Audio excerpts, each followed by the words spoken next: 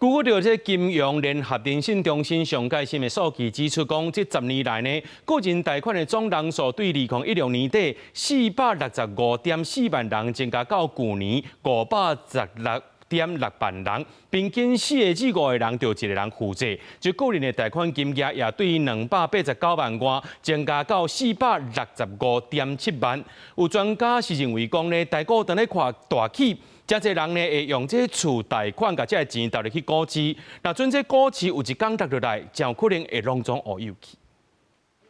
台灣薪水差距愈來愈大，進入高資產、高負債時代。根據金融聯合電信中心數據顯示，以這陣人口來推估，等於是每4個到5個人就有1個人有排貸款。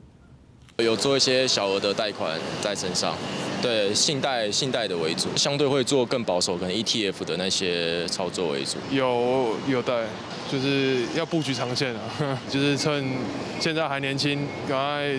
積極進入股市這樣。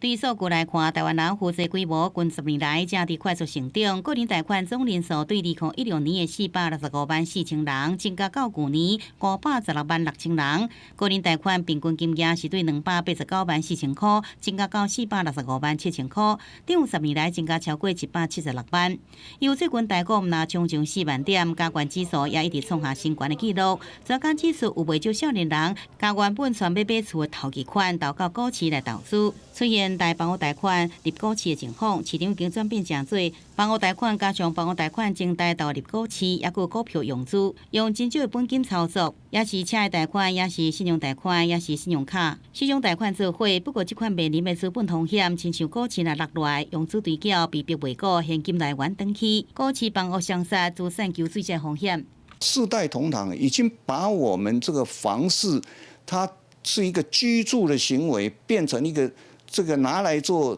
這個股市的槓桿操作的行為，那這個變成說，我們在這個股市裡頭，一天現在動不動都1兆多的這個資金在往來，這裡頭的資金有多少是借貸的？專家分析，這個全面衝股市，尾啊一般敢來出現2種結果，不是成功甲頭一筆資產賺加一倍，就是甲頭一筆資產攏輸了。好有投資人的資產配置愛納入風險的控管，才可度避免融資也是長頭的風險。記者曾綜合報道。